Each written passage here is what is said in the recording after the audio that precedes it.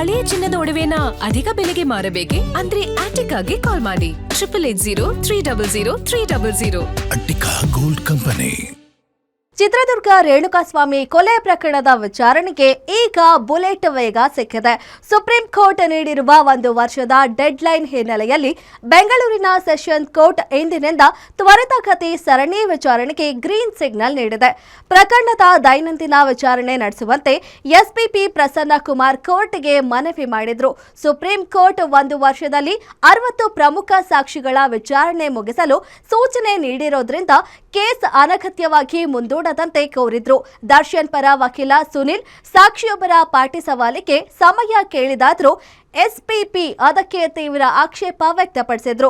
ಉಭಯ ಪಕ್ಷಗಳ ವಾದ ಆಲಿಸಿದ ಜಡ್ಜ್ ತ್ವರಿತ ವಿಚಾರಣೆಗೆ ಸಹಕರಿಸುವಂತೆ ಕಟ್ಟುನಿಟ್ಟಿನ ಸೂಚನೆ ನೀಡಿದ್ರು. ಅಂತಿಮವಾಗಿ ವಾರದಲ್ಲಿ 4 ದಿನ ಕಡ್ಡಾಯ ವಿಚಾರಣೆಗೆ ಕೋರ್ಟ್ ಅಸ್ತು ಎಂದಿದ್ದು, ಅಗತ್ಯವಿದ್ದರೆ 5ನೇ ದಿನವೂ ಸಿದ್ಧರಿರಲು ವಕೀಲರಿಗೆ ತಿಳಿಸಿದೆ. ವಾರಕ್ಕೆ ಕನಿಷ್ಠ 2 ಹಾಗೂ ತಿಂಗಳಿಗೆ ಕನಿಷ್ಠ 8 ಸಾಕ್ಷಿಗಳ ವಿಚಾರಣೆ ಮುಗಿಸಲು ಗಡುವು ವಿಧಿಸಲಾಗಿದೆ. ಇನ್ನೊಂದೆಡೆ ನಟ ದರ್ಶನ್ ಕೋರ್ಟ್ಗೆ ಖುದ್ದು ಹಾಜರಾಗಬೇಕೆ ಎಂಬ ಬಗ್ಗೆ ದರ್ಶನ್ ಪರ ವಕೀಲರು ಸಲ್ಲಿಸಿರುವ ಅರ್ಜಿ ವಿಚಾರಣೆ ನಾಳೆಗೆ ಮುಂದೂಡಲ್ಪಟ್ಟಿದೆ. ನಾಳೆ ಎಸ್ಪಿಪಿ ಇದಕ್ಕೆ ಆಕ್ಷೇಪಣೆ ಸಲ್ಲಿಸಲಿದ್ದು, ದರ್ಶನ್ ಖುದ್ದು ಹಾಜರಾತಿ ಬಗ್ಗೆ ನಾಳೆ ನಿರ್ಧಾರವಾಗಲಿದೆ.